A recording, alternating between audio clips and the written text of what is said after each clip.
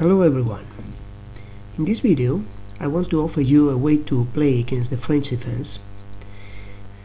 It is based mostly on the games played by Latvian Grandmaster Normus Miecis, and the variation is quite interesting. It doesn't require a lot of memorization, but at the same time the positions that appear on the board are quite interesting to play and quite rich in ideas. As you know, the French defense starts with e4, e6,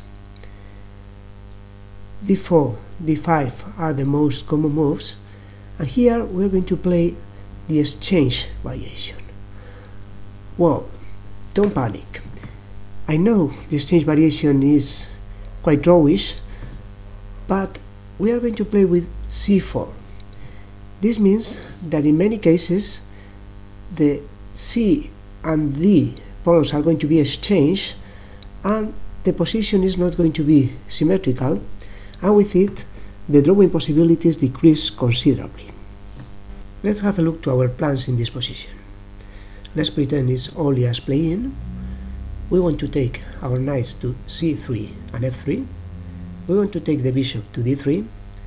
We want to castle, and after that our main idea is to use this b1 h7 diagonal to try to attack the black king, because black should also castle short in most of the cases.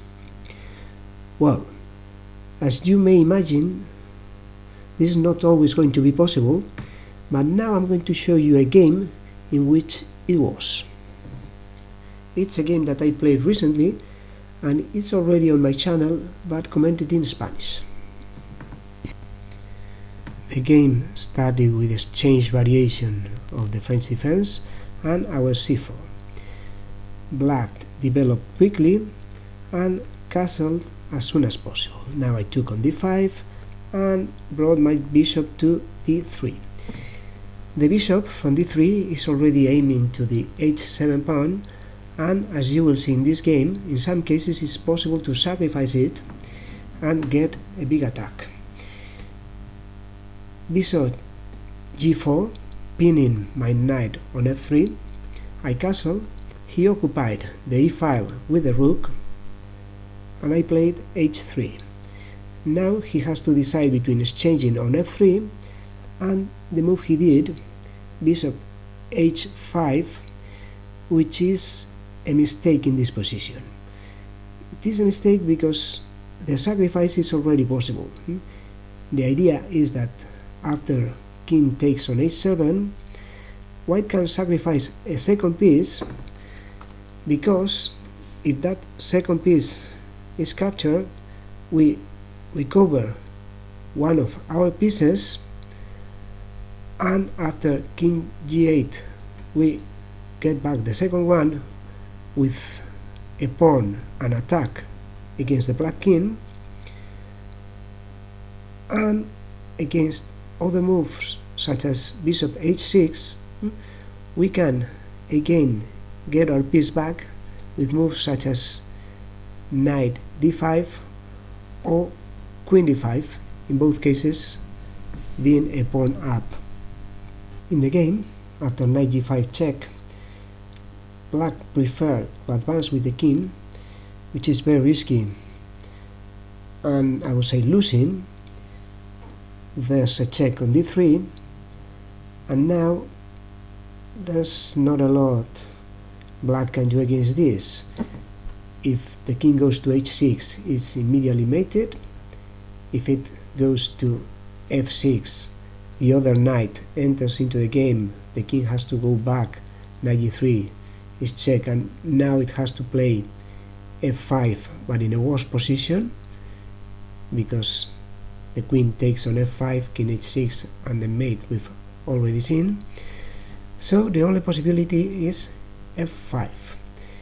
And here there's a nice idea, this knight e6 that threatens the queen on d8, and the idea is that after the queen moves, for example, to d6, we can take the other knight, and now neither of the knights can be captured by the queen, because in any of those cases, the other knight will double check king and queen on f4.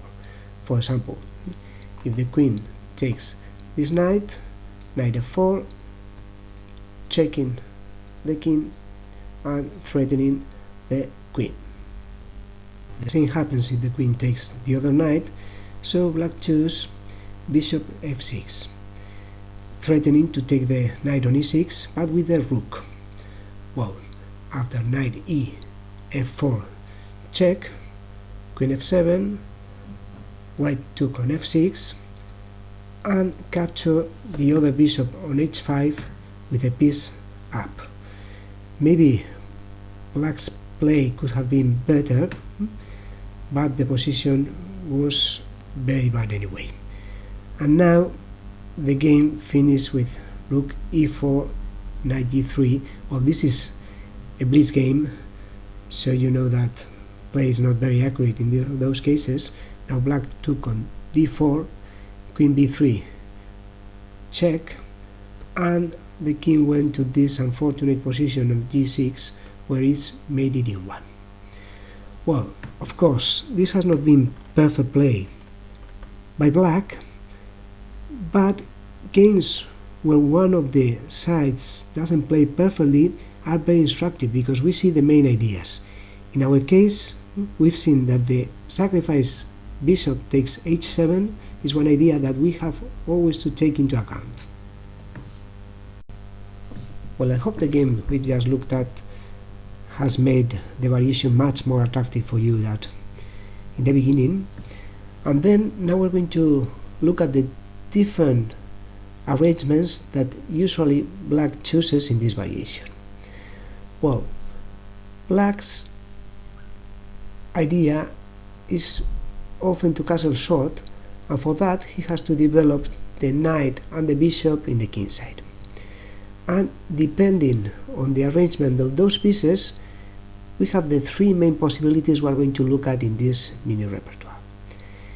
The first case, black moves the knight to f6. We are going to answer with knight c3, and the bishop goes to e7. The second possibility appears when, after knight f6, knight c3, black chooses to pin our knight with bishop b4. And in the third possibility, black starts with bishop b4, check, we protect our king with knight c3, and the knight goes to e7 instead of f6. So we have three positions: the first one with the bishop on e7, the second one with the bishop on b4, and the third one with the bishop on b4 but the knight on e7. Those three possibilities, those three positions, will be examined one by one in my next video. Thanks for watching this video, and I'm hoping to see you back in the second part of this repertoire against the French defense.